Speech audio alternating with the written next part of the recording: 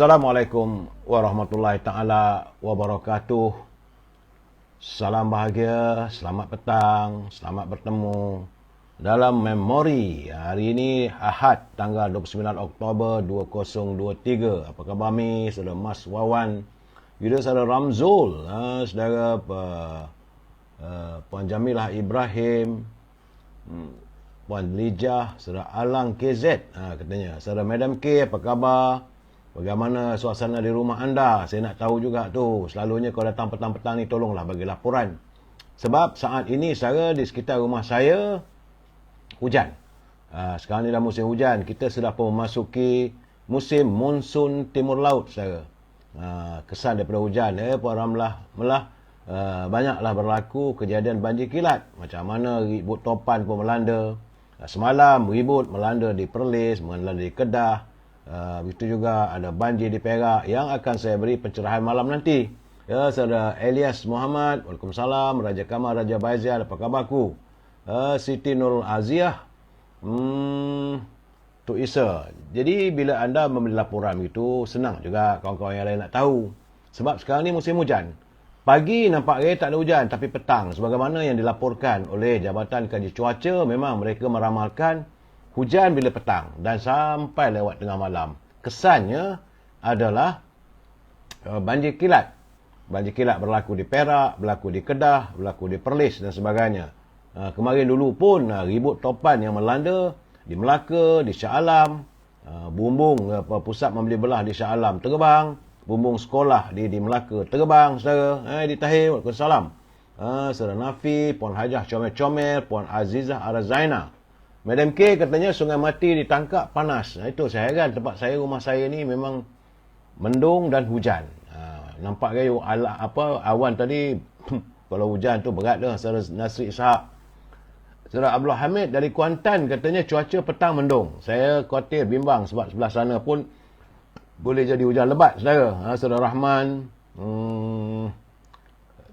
kalau di Kuantan Pahang tu mendung, artinya sebelah datang ke mengarah ke negeri Selangor tentulah mengundang hujan, saudara. Saudara Muhammad Faridun Tukiman, teruskan pencerahan, terima kasih. Erna Dadiri, dia kata typing hujan. Memang typing tu setiap hari ada hujan, saudara. Tapi lebat atau tidak tu wallahualam bisawab. Puan Lasnah, Liah Yan, Saudara Hafizah, Saudara Jantan Makno, bagaimana keadaan di tempat anda? Saya nak tahu juga. Saya kata Saudara Hamidah Ahmad, dia petang ni dia makan minum kopi dan goreng ubi kayu panas. Hujan-hujan begini. Di Johor Bahru hujan. Dalam hujan-hujan ni makan goreng ubi kayu memang sedap lah, saudara. Sambil makan dengan minum kopi, saudara. Saudara Edi Tahir, Ipoh dia kata malam mendung. Masa mana pula malam boleh tahu mendung, Edi?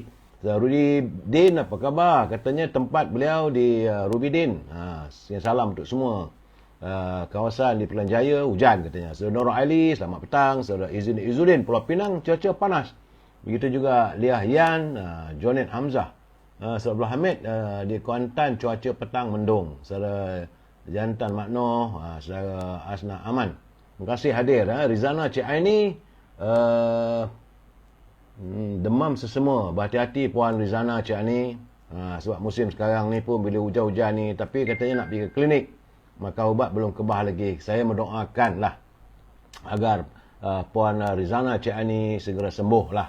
Puan Halimah Menuruh, selamat petang. Nurah Asyad, kata Marzuki Sup katanya di Bangsa hujan lebat. Itulah keadaan, saudara.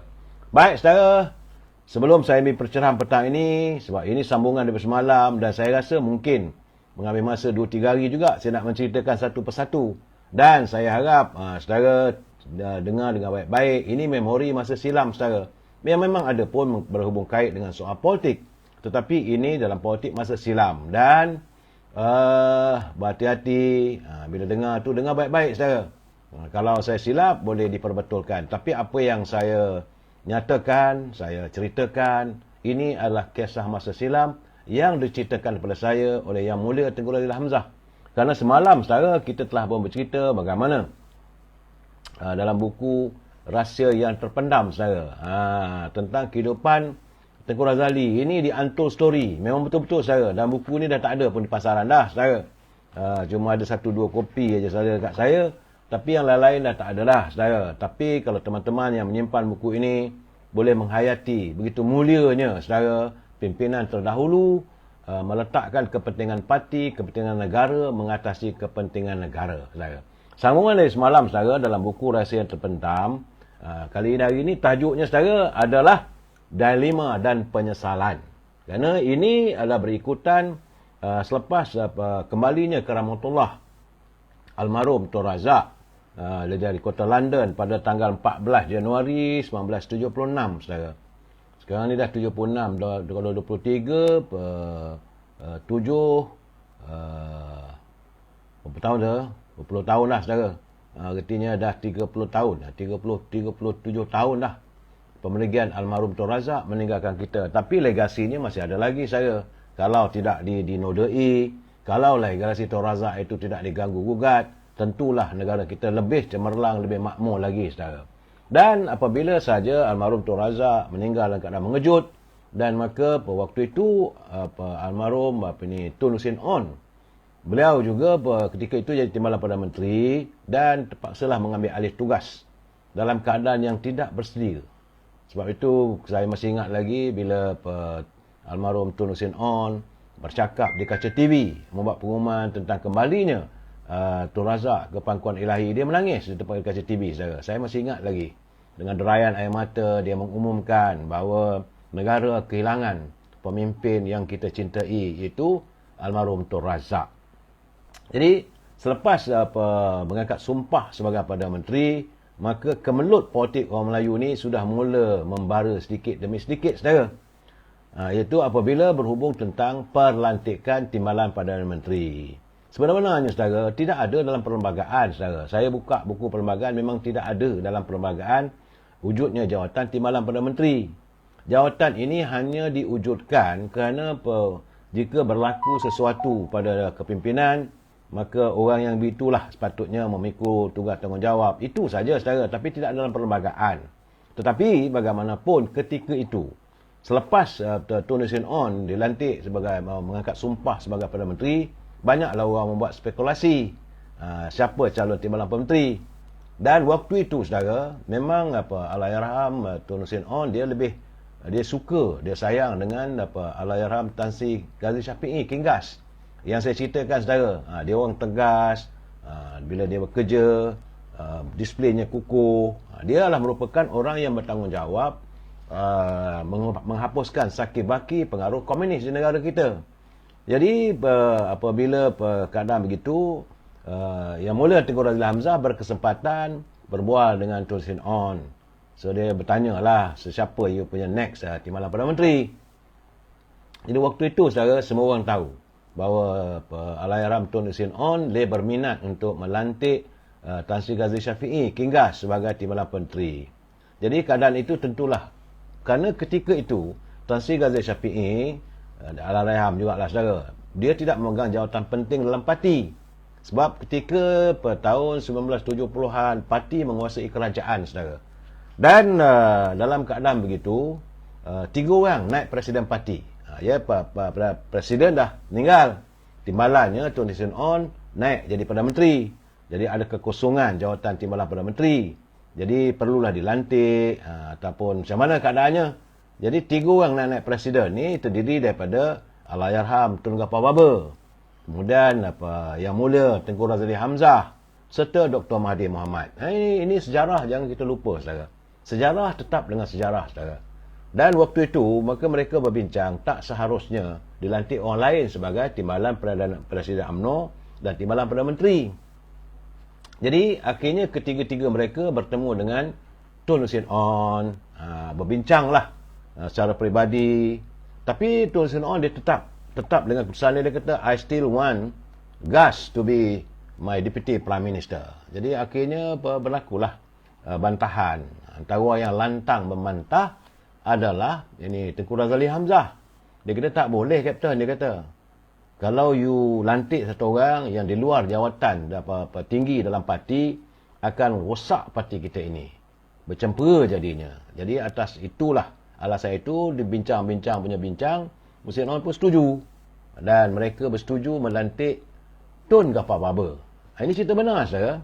Tun Gafar Baba dipersetujui untuk dilantik sebagai Timbalan Perdana Menteri.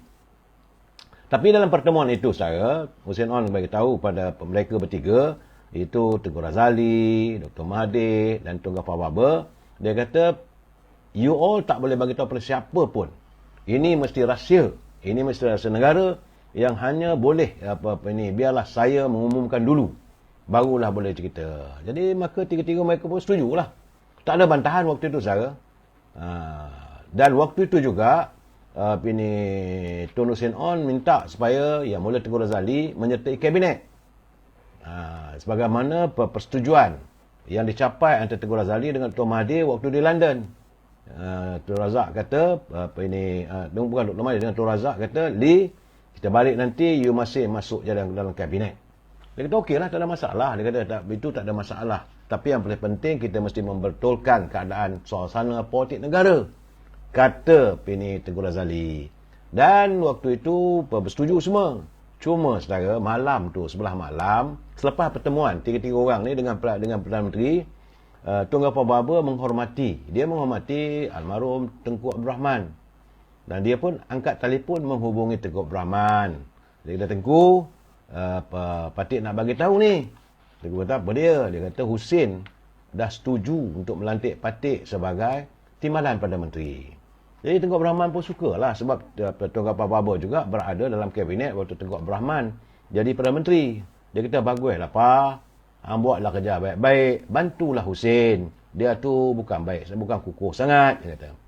Baik, jadi atas perbualan itu terhentilah setakat itu. Cuma almarhum Tengku Abdul Rahman, dia pun menghubungi Tun Hussein On. Malam tu juga saudara, dia telefon Hussein On, dia kata, Sin, ialah hubungan kawan-kawan begitu saudara, walaupun Perdana Menteri apa semua. Tengku Abdul Rahman dia kata, Sin, pilihan hang tu tepat. Jadi bila hang lantik gapa tu sesuai sangatlah. Buat jagalah negara ni elok-elok. Baik Tengku, kata Hussein On. Jadi letak telefon dengan rasa yang marah lah bahawa rahsia sudah terpecah. Jadi pagi besoknya di Parlimen, di bangunan Parlimen, sewaktu nak mengumumkan jawatan dan sebagainya, Tun Hussein On dia panggil Tengku Razali, dia kata, Lee, mari jumpa saya kat bilik pejabat saya. Di Parlimen saudara, di tingkat 14 ada satu pejabat, itu pejabat Perdana Menteri. Memang di Parlimen ada satu bilik khas, itu pejabat Perdana Menteri. Bila Parlimen bersidang, maka Perdana Menteri akan menggunakan pejabatnya di bangunan Parlimen. Tengku Razali jumpalah dengan Hussein On. Dia kata, I'm not going to appoint Ghaffar. Terkejutlah Tengku Razali, kita macam mana boleh Kapten? Kita dah janji, dah bersetuju. Dia kata no. Dia kata kenapa? Dia kata Ghaffar sudah pecahkan rahsia. Rahsia apa? Dia kata dia call Tengku Abdul Rahman. Tengku call me personally. Sedangkan kita berjanji bahawa rahsia ini tak boleh siapa bagi tahu. Sebab itu dia kata, I still want to appoint Gas. Mana Gas ni? Ghazali, Tazir Ghazali Syafi'i. Dia kata tak boleh lah macam tu. Dia kata, okey lah kalau Cik Ghaffar yang buat salah, melanggar perjanjian, dia kata, you kena lantik lah kami berdua ni. But, dia kata, saya lebih setuju kalau you lantik Dr. Mahathir. Itu permintaan Tengku Razali. Hussein On kata, no, saya masih lagi tak melantik Gas sebagai timbalan Perdana Menteri. Tengku Razali kata, tak boleh. Macam mana kita bersetuju semalam. So dia kata, ataupun I nak you sendiri jadi timbalan Perdana Menteri. Sebab hubungan antara Hussein On dengan Tengku Razali very close, memang rapat. Kerana Tengku Razali juga rapat dengan Tun Razak. Dia kata tak boleh lah sebab saya masih muda. Usia saya dalam 30-an. Dia kata masa itu usia dalam 30-an tahun saudara. It's too young for me. Dan dilantiklah Dr. Mahathir. Umur saya dengan Dr. Mahathir pun bezanya 10 tahun katanya. Bincang menyepinjang setuju. Tapi dengan syarat, you mesti masuk kabinet. Boleh dia kata. Tapi kalau nak masuk kabinet, saya mesti jadi Menteri Kewangan. Kerana waktu itu menjadi kebiasaan saudara. Menjadi kebiasaan Menteri Kewangan dipegang oleh calon daripada MCA. Sebab zaman Tengku Abdul Rahman lagi. Bawa pada Tun Razak. Jadi Hussein On dia kata dia nak lantik lah. Nak mengekalkan jawatan Menteri Kewangan tu daripada MCA. So kata Tengku Razali, kalau you bagi saya jawatan lain, macam mana saya nak membantu you? Kita nak membangunkan negara. Kita nak membangunkan rakyat. Nak menjaga tentang politik orang Melayu ni. Kalau orang lain yang pegang Menteri Kewangan, susahlah saya. Sebab saudara kena ingat saudara, Menteri Kewangan dia mempunyai satu veto power. Kalau dia tak luluskan sesuatu peruntukan kewangan tu, siapa pun tak boleh menentang. Perdana Menteri pun tak boleh overrule. Ini peristiwa ni berlaku waktu zaman satu ketika bila Tun Razak jadi Perdana Menteri, ada kalangan pegawai yang mencadangkan dalam mesyuarat supaya rumah Tengku Tun Razak, kediaman resmi Tun Razak di Seri Taman, saudara, dekat dengan Lake Garden, supaya diwujudkan dibangunkan sebuah kolam renang. Masa tu dulu, saudara, kalau kolam renang tu posh lah, orang warga kayangan lah. Jadi semua bersetuju. Tapi bila bincang dengan Tun Sri Sin, dia kata no, kita tak cukup wang. Dan siapa pun tak boleh menentang. Jadi sebab itu, berdasarkan pengalaman tu, dia kata, I tak boleh. Sebab saya nak membangunkan ekonomi orang Melayu. Sebab dia, jangan lupa saudara, dia mewujudkan PNB, Perbualan Nasional Berhad, dia mewujudkan Petronas, dia mewujudkan Bank Bumi Putra, saudara, Pernas Edar. Jadi dia kata, kalaulah dia dilantik sebagai menteri biasa, macam mana dia nak bangunkan? Sedangkan duit tangan orang. Itu alasan dia. Akhirnya Tun Sri Sin kata, okey, I setuju, you jadi menteri kewangan. I still want gas. Tak, no. Dia kata, you lantiklah Dr. Mahathir. Sebab jangan risau, dia kata, Dr. Mahathir, antara saya dan Dr. Mahathir, usianya 10 tahun. He's elder than me. Dia lebih tua daripada saya 10 tahun. Jadi, itulah berlakunya, saudara. Akhirnya, Tun Sri Sin setuju melantik Dr. Mahathir sebagai Timbalan Perdana Menteri. Tengku Razali menyertai kabinet pada 1976. Ini cerita benar, saudara. Ini dipanggil untold story. Kemudian, saudara, bila dah dilantik, pelantikan apa semua tu, rupanya itulah bermulanya kemelut politik orang Melayu. Kerana waktu itu juga, orang sudah melihat bahawa jawatan dalam parti ini boleh membina kekayaan. Boleh jadi orang ternama, boleh dapat projek, boleh buat itu, buat ini. Maka berlakulah kemelut dalam politik orang Melayu waktu itu. Dan waktu yang sama, apabila saja Tun Sri Sin hanya memangku jawatan Perdana Menteri, Presiden Parti, dan bila diadakan pertandingan. Bila diadakan pertandingan jawatan Presiden Parti, itulah masanya Dr. Mahathir meminta supaya Allahyarham Ketua Penerangan, saudara, Ketua Penerangan, apa nama dia dah, nak baca balik ini kena cari satu persatu. Saya ni cerita benar, saudara, dalam buku ni dia Ketua Penerangan UMNO ketika itu untuk menentang Husin On. Ini memang cadangan itu datang dari Dr. Mahathir, sebab dia merasakan the only way untuk menjatuhkan Husin On lawan. Soal menang kalah soal lain. Sulaiman Palestin, Allahyarham, betul Saudara Azmi Segamat, dia kata Sulaiman Palestin. Ketika itu Sulaiman Palestin hanya jadi ketua penerangan saja, saudara. Maka berlakulah pertembungan yang cukup hebat tahun itu antara Sulaiman Palestin dengan Husin On. Akhirnya memanglah Tun Sri Sin menang, tapi Sulaiman Palestin mendapat 237 undi. Itu membuatkan Tun Sri Sin cukup kecewa. Sebab setelah disiasat, dikaji, dia dapat tahu bahawa Dr. Mahathir ada campur tangan dalam menggesa supaya Sulaiman Palestin bertanding jawatan Presiden. Jadi dia merajuk, saudara. Sebab itu dia pun panggil Tengku Razali datang ke pejabat dia waktu itu. Dan Tengku Razali masih jadi menteri itu, jadi menteri kewangan. Dr. Mahathir sebagai Timbalan Perdana Menteri. So dia kata, selepas dia balik daripada London, Tun Sri Sin dia ada sakit jantung, dia buat rawatan di London. Dia balik daripada London, dia bagi tahu pada Tengku Razali, kata, I want to resign. Jadi Tengku Razali kata, apa hal you ni, Captain? Dia kata, no, I want to resign. Dia kata, takkanlah kerana Sulaiman Palestin lawan you, maka nak letak jawatan. Dia kata, no. Dia kata, saya mesti jujur, saya tak sihat. Bila saya baca saja apa-apa kertas-kertas pentadbiran, dia kata, I tak boleh nak hadam. So, I decide untuk berhenti dan saya mahu you jadi Perdana Menteri. Ini memeranjatkan Tengku Razali. Dia kata, mana? Boleh begitu? No. Dia kata, Dr. Mahathir kan timbalan. Tidak ada dalam perlembagaan mengatakan timbalan Perdana Menteri itu mesti jadi Perdana Menteri. Itu betul juga, saudara. So, jadi Tun Sri Sin dia seorang peguam. Dia tahulah. Jadi Tengku Razali kata, no. Dia kata, Captain, dia kena lantik oleh Dr. Mahathir. Kau nak pecah UMNO ni, kata. Husin On kata, tak boleh. Saya tak percaya. Dia kata, I don't trust him. Maklum sajalah hati yang terluka. Lantik sebagai Timbalan Menteri, akhirnya pasal orang lawan dia. Itu yang dikatakan penuh kesalahan. Jadi dalam keadaan begitu, bincang punya bincang, beginilah, dia kata Husin On, Dr. Razali kata, I bagi jalan keluar. You kalau nak betul-betul nak berundur, berilah Dr. Mahathir sebagai Perdana Menteri, saya membantu dia. Jadi Tun Razali kata, you jadi timbalan. Tengku Razali kata, okey, tak ada masalah. Kalau gitu, panggil Dr. Mahathir. Ini cerita sebenar, saudara. Maka diadakan pertemuan 8 mata lah. Hussein On, Dr. Mahathir, Tengku Razali, 6 mata. Jadi dalam perbincangan tu, Hussein On kata, dia kata, okey, saya dah decide untuk berhenti. Saya sebenarnya nak lantik Lee. Tapi dia lebih sayang kat you, dia kata, maka saya pun bersetuju. Maka you ambil alih lah jawatan Perdana Menteri. Saudara, ini cerita benar. The Untold Story. Saudara, saya tulis dan saya berbual dengan Tengku Razali Hamzah. So, jadi Dr. Mahathir kata, kalaulah Kapten, dia orang panggil Dr. Mahathir Hussein On itu sebagai Kapten. Kalaulah Kapten benar-benar sokong saya dan UMNO sokong saya setujulah, dia kata. Tapi dia tidak komit 100% bahawa akan melantik Tengku Razali. Tapi Hussein On kata, you mesti lantik Lee sebagai timbalan. Dia kata, okey lah, dia kata. Maka Tun Hussein On pun letakkan jawatan, saudara. 1981. Saudara. Dalam keadaan begitu, Tengku Razali ni dia ikhlas, dia tak ada masalah. Cuma dia tunggulah pengumuman Dr. Mahathir.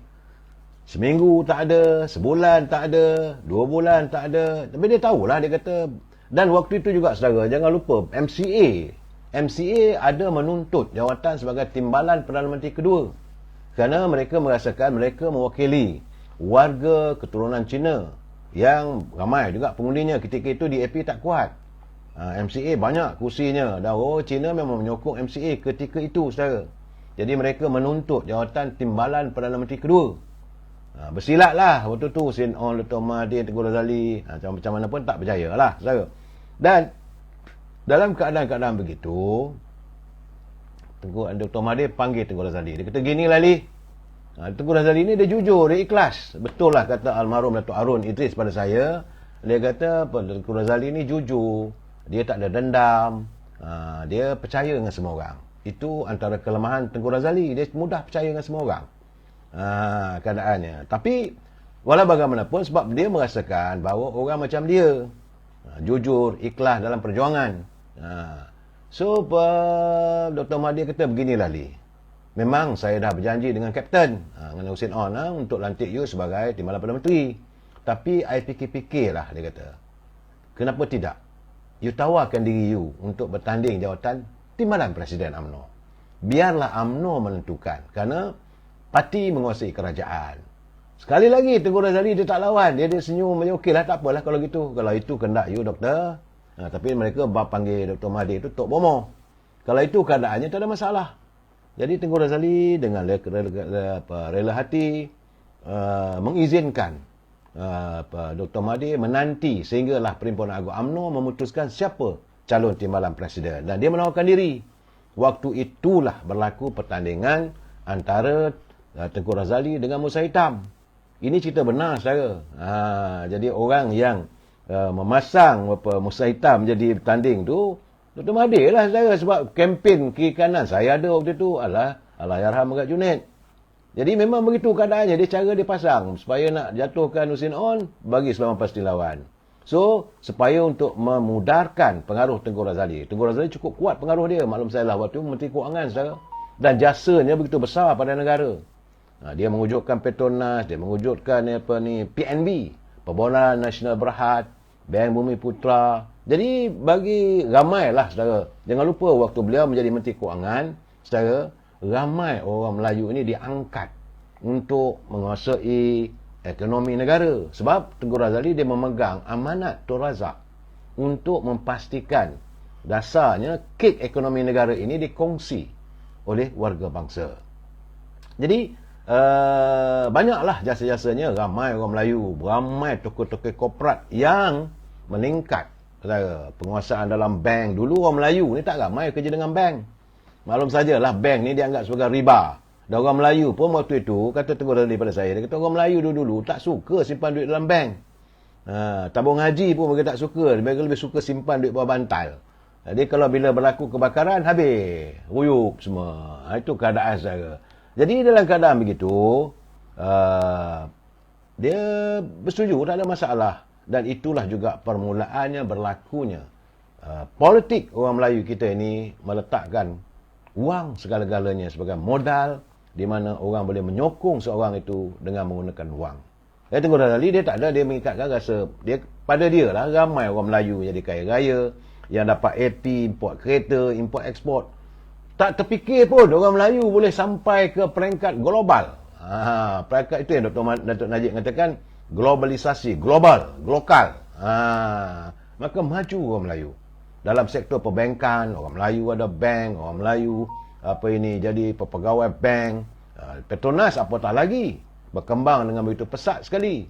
Begitu juga dengan PNB. Orang Melayu sudah mula mendekati dengan dunia pasaran saham. Dulu orang Melayu tak main pasar saham. Saham ni dulu saudara saya ingat lagi waktu saya kecil-kecil dulu kat radio dengar cuma pembaca berita memberitahu saham begini. Orang Melayu tak ambil kisah pun. Seingat saya antara saham yang paling popular di radio dulu Haupa. Sekarang ni Ericsson. Haupa, Setron bukan Ericsson, Setron. Setron Berhad itu dulu asalnya namanya Haupa, sudah kat China. Tiap-tiap petang adalah Haupa berapa turun naik. Jadi orang Melayu tak minat sangat, tapi bila Tengku Razali dia Menteri Kewangan, dia juga Pemodalan Nasional Berhad, dia menggalakkan warga bangsa kita ini melibatkan diri dalam pasaran saham. Ramai orang Melayu kaya-kaya. Dan maka berlakulah pertandingan dan Tengku Razali ditumbangkan oleh Tun Musa Hitam. Maklum sajalah ketika itu bila Perdana Menteri menyokong Tun Musa Hitam. Ini sebab yang duduk berkempen ketika itu Allahyarham Megat Junid selaku siswa politik kepada Dr. Mahathir. Dalam keadaan begitu Tengku Razali bila berbual dengan Husin On, dia kata I told you Lee. Dia kata I told you already. I don't trust this chap. Tapi you, itulah dia katakan penyesalan. Dia menyesal lah. Tapi Tengku Razali kata tak apalah. Dia kata biarlah dia mentadbir negara ni. Dia kata Captain, kita bantu je lah. Ya, tapi dia kata kenapa dia tak ikut cakap macam mana kita janji. Saudara Dahlan Yusof, dia betul ke PN pujuk Datuk Musa Hitam sokong mereka nak tahu jawatan PM? Tak dengar, tak ada. Dan Tun Musa Hitam pun tak minat nak kembali. Kalau dengan Perikatan Nasional macam tu ada Dr. Mahathir, Tun Musa Hitam he will never trust. Antara orang dia Dr. Mahathir ni saudara, Tun Husin Allahyarham Tun Husin On tak percaya dari awal. Musa Hitam jawab sekali saudara, dia jadi jawatan Timbalan Menteri tu letak jawatan. Tengku Razali pun berapa kali kena main. Itu keadaannya saudara. Itu saudara Azmi Segamat. Ya, sikapnya baling batu sembunyi tangan. Orang tak tahu, orang tak nampak. Ini gambarannya. Jadi cuma ia tak campur tangan bila pertandingan Datuk Seri Anwar Ibrahim sebagai Ketua Pemuda. Dia tak campur tangan sebab dia ingat masa itu pemilihan pemuda tak penting bagi dia. Saudara. Jadi yang arwah Datuk Arun, Allahyarham Datuk Arun nakkan Datuk Seri Anwar Ibrahim jadi Ketua Pemuda. Sebab dia merasakan bahawa Datuk Haji Syuami tidak mengkhianati perjuangannya. Fikiran dia lah waktu itu, saudara. Dan dalam keadaan begitu, dengan kesalahan Datuk Tengku Razali berbual lah dengan Husin On. Dia kata, Kapten, nampak gayanya kita ni dah kena main ni, dia kata. Kapten kata, ni apa Husin On kata, I told you already, Lee, but you never trust me. Saya dah cakap, I'll never trust him. Ini cerita ni saudara dalam bab ini, Datuk Husin On dia kata, dilema dalam penyesalan. Sedih juga cerita ni saudara, saya bila tengok cerita ni panjang lah saudara. Sebab dia ni, ayatnya dia kata, ramai orang tak percaya saudara. Bagaimana dengan nada keras Tun Husin On menemplak Tengku Razali. Sebab Tengku Razali nakkan Dr. Mahathir sebagai Perdana Menteri. Dia kata, Lee, don't trust him. I don't trust him to take over my place. Dan you mesti ingat Lee, tiada dalam perlembagaan negara ini secara automatik seorang timbalan Perdana Menteri itu mesti jadi Perdana Menteri. Itu ayat-ayat yang disebut oleh Tun Husin On kepada Tengku Razali. Tapi bagaimanapun atas setiap kawan demi lestari, dia kata dia masih muda lagi, dia kata biarlah lantiklah Dr. Mahathir. Di situlah saudara akhirnya tanpa disedari Tengku Razali pun kena main. Saya kadang-kadang berfikir benda begitu, teringat jugalah. Tengok gambar-gambar antara mereka semua tu. Jadi maka akhirnya berlakulah pertembungan. Kali pertama Tengku Razali merasakan bahawa ini banyak orang beritahu, dia kata ini Dr. Mahathir di belakang Musa Hitam ni. Dia tak percaya sebab dia percaya pada orang semua. Semua orang disangka baik. Saudara, Wan M. Bakri buku ni ada satu je pada saya, saudara. Tengoklah kalau ada dalam stok ni, kalau ada saya boleh beritahu kepada anda. Kemudian saudara, jadi atas keyakinan begitu dia kata tak apalah. Kawan-kawan dia ramai jumpa Dr. Razali bagi tahu dia, you kalah dengan Musa ni kan, Mahathir sokong Musa. Jadi Tengku Razali kata, no, Musa is my friend. Memang hubungan antara Tun Musa Hitam dengan Tengku Razali kawan baik, serapat-rapatnya saudara. Sebab waktu itu Tengku Razali masih bujang. Malam-malam duduk, minum-minum, sembang, cerita, tak ada masalah. Tapi bila Tun Musa Hitam kata, Lee, boleh tak kalau saya juga masuk bertanding? Ya, Tengku Razali kata, Musa, the more in the merrier. Orang dulu saudara, pemimpin dahulu. Jadi untuk kali pertama dia tidak yakin. Jadi dia kata, okay, I would like to test. Dan dia fikir-fikir, kali kedua, dia pun menawarkan diri sekali lagi untuk bertanding jawatan Timbalan Presiden. Dia nak tahu sejauh mana jujurnya Dr. Mahathir yang akan memihak pada dia. Saya.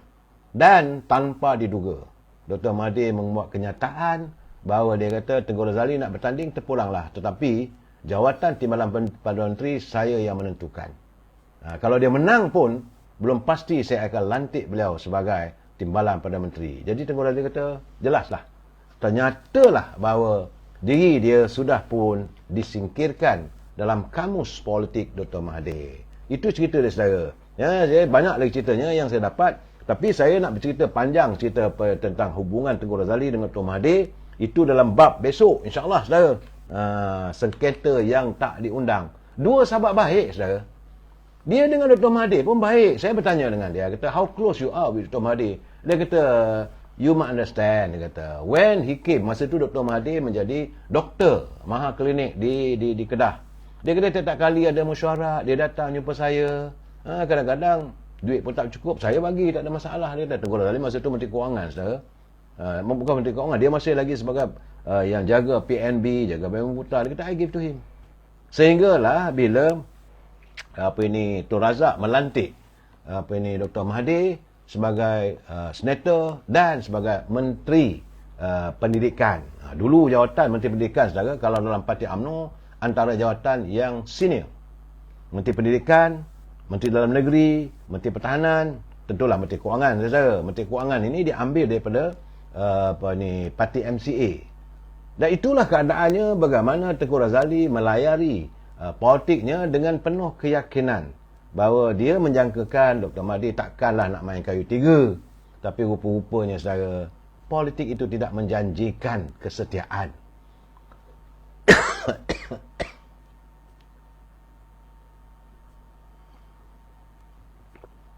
Bagi Tengku Razali, dia merasakan dalam politik faksinya adalah kesetiaan. Sebab itu dia setia pada negara, dia setia pada Tun Razak. Sebab itu dia akan marah. Tengku Razali amat marah pada melihat kalau ada elemen-elemen yang mau mengancam tentang dasar ekonomi baru. Sebab itu sekarang ini, saya berkesempatan berbual dengan beliau. Dia kata, why not? Dia kata, Datuk Seri Anwar Ibrahim sedang untuk membina semula dasar ekonomi baru dan mengenepikan dasar penswastaan. Ini adalah garapan Tun Razak dan saya akan menyokongnya sehabis-habisan. Itu lapasnya pada saya. Jadi dia mengatakan bahawa sewajarnya kita bantulah. Sebab legasi Tun Razak ini lain tak ada, saudara, adalah untuk mengangkat taraf hidup warga bangsa kita ni berdiri sama tinggi, duduk sama rendah dengan bangsa lain. Dan paling penting, kek ekonomi negara. Kek ekonomi negara ini mesti dikongsi, bukan dimiliki oleh sesuatu kaum saja. Sebab jika itu berlaku, maka terjadilah apa yang terjadi pada kejadian 13 Mei. Itu time bomb, saudara. Orang Melayu merasakan ini bumi dia, tanah air dia, tiba-tiba orang lain yang menerima kekayaan. Ini keadaannya, saudara. Saudara Kamal Rahim, begitulah keadaannya. Memang tak boleh nak percaya dari dulu. Yang mula-mula Dr. Mahathir ini berbalah dengan Tengku Abdul Rahman. Tapi yang melantik dia masuk dalam UMNO kembali adalah Tun Razak melalui Datuk Harun Idris. Jangan lupa, saudara, waktu dia jadi, waktu jasa Allahyarham Datuk Harun untuk mengembalikan Dr. Mahathir dalam UMNO melalui satu cawangan di Ampang. Ketua cawangan, bukan di Ampang, di Rawang, saudara. Ketua cawangannya Tengku Abdullah. Dan Tengku Razali pujuk Tengku Abdul Rahman, kata terimalah Mahathir ni sebagai ahli UMNO. Itulah bermula saja. Tetapi bila Datuk Arun nak bertanding jawatan naib presiden, ketika itu dia jadi timbalan pada presiden. Dia jadi timbalan pada menteri. Dia bagai nak rak menentang. Ini kenyataan yang dinyatakan oleh Datuk Arun ada Tengku Razali pada saya. Jadi masa itu Datuk Arun telah pun berada dalam penjara. Benar, dia ada bercakap dengan Hussein On lah, kalau boleh dia kata janganlah Datuk Arun ni diteruskan, dibawa ke mahkamah dan sebagainya. Hussein On memang marah lah. Memang ada seolah ada kebencian dia pada Datuk Arun. Tapi Tengku Razali kata, kenapa nak marah sangat? Sama-sama kita ni. Sebab dia merasakan bahawa Hussein On, jangan lupa saudara, semua pegawai yang mengelilingi Tun Razak, bila Tun Razak meninggal dunia, mereka semua beralih dengan Hussein On. Jadi mereka masih menguasai kepimpinan Perdana Menteri. Sebab itu mereka merasakan orang yang perlu dijatuhkan adalah Datuk Arun. Maka akhirnya Hussein On meneruskan. Sebab itu warga pemuda UMNO minta mahukan supaya pembelaan dilakukan pada Datuk Arun. Dan ini diambil kesempatan. Datuk Umar dia kata, this is my chance. Suruh Sulaiman Palestin bertanding presiden. Alasannya konon dan Hussein On ini sudah membuat penginayaan terhadap Datuk Arun. Itu antara ciri-cirinya saudara. Itu keadaannya. Dan antara Tengku Razali dengan Dr. Mahathir meneruskanlah. Walaupun dia kalah jawatan timbalan Perdana Menteri, waktu itu Dr. Mahathir tak berani nak buang, tak berani nak pecat dia sebagai timbalan sebagai Menteri Kewangan. Tetapi dialihkan jawatan itu daripada Menteri Kewangan kepada Menteri Perindustrian dan Perdagangan Luar Negeri. MITI lah saudara. Jadi waktu itulah Tan Sri Muhyiddin duduk sebagai timbalan menteri dia. Malahan Rafidah Aziz pun duduk. Presiden MCA pun juga pernah jadi timbalan menteri dia. Saudara, waktu dia Menteri Kewangan, Datuk Seri Najib juga adalah timbalan menteri dia. Jadi banyak dia mendidik kalangan pemimpin bagaimana untuk menjadi pemimpin yang sayangkan negara. Kepentingan dia lain tak ada. Sebab dia ingat pesan Tun Razak, Lee, you must take care of the country. Pesan almarhum Tengku Abdul Rahman pada Tengku Razali, dia kata, Lee, dalam apa keadaan pun, the country come first, the party come first. Itu cerita sebenar saudara. Dan beliau juga merupakan orang yang berterlibat untuk memastikan supaya Datuk Arun boleh bertanding jawatan naib presiden. Kerana keadaan di seluruh mahkamah dah menjatuhkan hukuman, jadi mereka merasakan the only way, biarlah Datuk Arun jadi naib presiden parti. Waktu itu Dr. Mahathir tak bersetuju. Tengku Razali panggil 3-4 orang, dia punya kawan-kawan dari kalangan Majlis Tinggi, bertekaklah saudara. Malahan katanya bawa lawyer lagi. Tapi akhirnya Dr. Mahathir terpaksa menerima pasal akur dengan keputusan apabila ahli Majlis Tinggi bersetuju Dr. Arun dibenarkan bertanding. Dan waktu itu saudara, Tun Hussein On sudah ada sedikit keinsafan.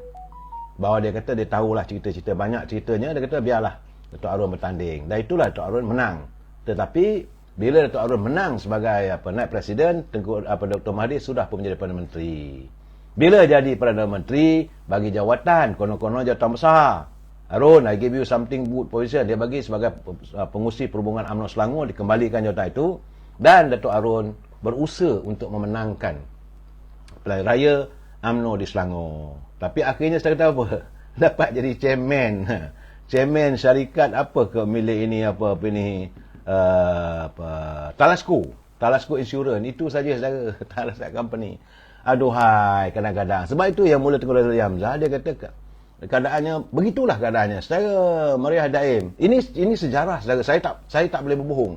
This is the untold story.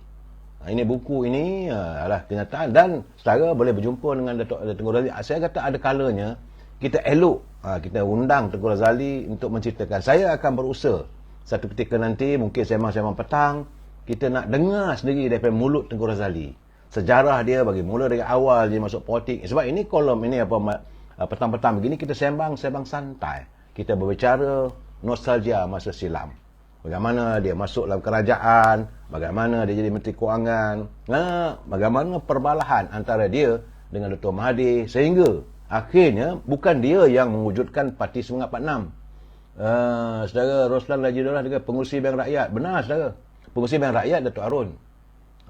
Saudara Roslan Lajidullah pengurusi Bank Rakyat adalah Datuk Arun, Allahyarham Datuk Arun Idris. Saudara Hamizah politik ini memang penuh dengan kezaliman dan kekejaman. Itu kita perlu ingat, saudara. Sebab itu bagi kita tak heran lah apa yang kita lihat berlaku ni. Tetapi saya merasakan Maulana Tengku Razali pun tidak menafikan bila saya katakan apakah bermulanya politik orang Melayu ni cacah merba apabila Tun Hussein Onn jadi Perdana Menteri dan ada usaha untuk menumbangkannya dari dalam. Tengku Razali kata possible, dia kata ada kemungkinan sebab tiba-tiba saja Sulaiman Palestin diminta menentang jawatan Presiden UMNO. Itu kali kedua. Kali pertama, UMNO dulu ditandingi oleh Tun Fuad. Yang akhirnya bila kalah, dia tubuhkan parti PAS. Itu zaman Tengku Abdul Rahman. Kali kedua, apabila Allahyarham Sulaiman Palestin menentang Tun Hussein Onn. Sedangkan waktu itu dia adalah ketua penerangan UMNO. Jadi insyaAllah besok saya akan pegang buku ini, kita tengok, kita akan bercerita macam mana antara Tengku Razali dengan Tuan Mahathir Mohamad iaitu sengketa yang tak diundang. Kita bicara lagi besok, saudara. Seronok juga saya buku ni. Saya cuba pendek-pendekkan dan tenang-tenangkan fikiran anda. Inilah dunia politik Melayu yang tidak henti dengan gelora yang tidak menentu.